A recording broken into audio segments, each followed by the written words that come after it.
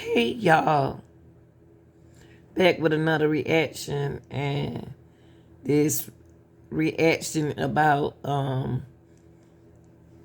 some American schools has been threatened by Russian targeting organizations. Okay, but don't worry about it because it's online threats, but no credibility behind this. So I don't know what's going on with this, but it was said no credibility behind it. But let's check it out. Of more schools in central Ohio that have received threatening messages. School districts are saying that none of these threats are credible, but it understandably has some parents on edge. Thanks for being with us after the game. I'm Kyle Beachy. NBC4's Isabel Cleary is going to join us in studio now. And Isabel, dozens of school districts receiving a similar or even identical threat. How are these local schools responding? Kyle, schools across the state, including many here in central Ohio, are posting about emails that claim to be from a Russian terrorist organization. Schools say these emails threaten violence with explosive devices. Again, every school and law enforcement post says that these are not credible threats.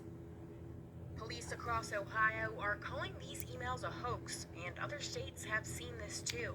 Licking County Sheriff Randy Thorpe posted saying that, quote, these threats are similar in content and language to threats that occurred in recent days in California and Texas. Hilliard Schools posted saying the FBI was aware of the messages and stated that there was no credibility to the claims. The Hilliard Police Department and the FBI recommend proceeding with normal operations. All over social media, you can see parents posting, asking if others are sending their kids to school in the morning.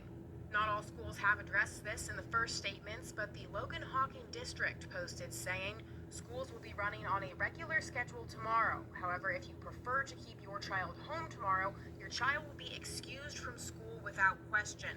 According to a post from a school district just outside of Athens, more than 50 schools received these threats. All are emphasizing safety is a top priority, and again, that these threats have no credibility. Hilliard and Worthington are two of the districts that have said they will have increased police patrols around school buildings tomorrow. They say it is not because these threats have credibility, but to help lessen any anxiety and concern. Most schools say they will be operating on a normal schedule. The NBC4 News app.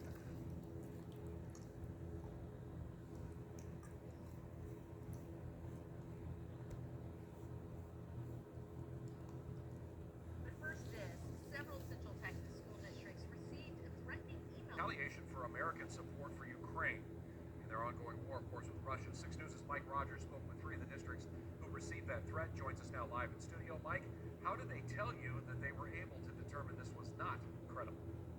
Yeah, Chris and Lindsay, both Rogers and Troy ISD received the email from an individual who identified themselves as Edward Jones at 7:43 this morning. They threatened the districts by saying there were bombs set up at multiple schools for retaliation of U.S. support of Ukraine. But there were several red flags that the superintendents identified to determine that this was not a credible threat. For one, Rogers and Troy ISD were among a group of 100 employees in 10 districts in the Central Texas area and beyond that either received or were notified of the threatening email. The superintendents at Troy and Rogers ISD tell me there were also several grammatical and spelling errors in the email. Rogers ISD says the email recipients also included employees that no longer work with the district.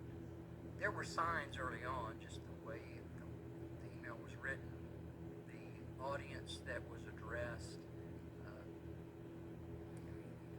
the timing, the topic. There were some things that would make you suspicious that it was not credible to begin with. Both districts say school resource officers were alerted, as well as local law enforcement. One district even contacted the FBI, guys. All right, Mike, we know you're on it for us. You'll have more for us tonight at 10 o'clock. Thank you so much. But after looking into the threats, law enforcement said it's just not credible, and many districts operated today as usual. NBC4's Delaney Ruth is live now with what we know about these widespread threats. Delaney? Colleen, Jared, good evening. Yeah, over 50 Ohio school districts received threats from a Russian account targeting them with explosives. Now, these threats, they were deemed to not be credible, so many parents went ahead and sent their kids to school today.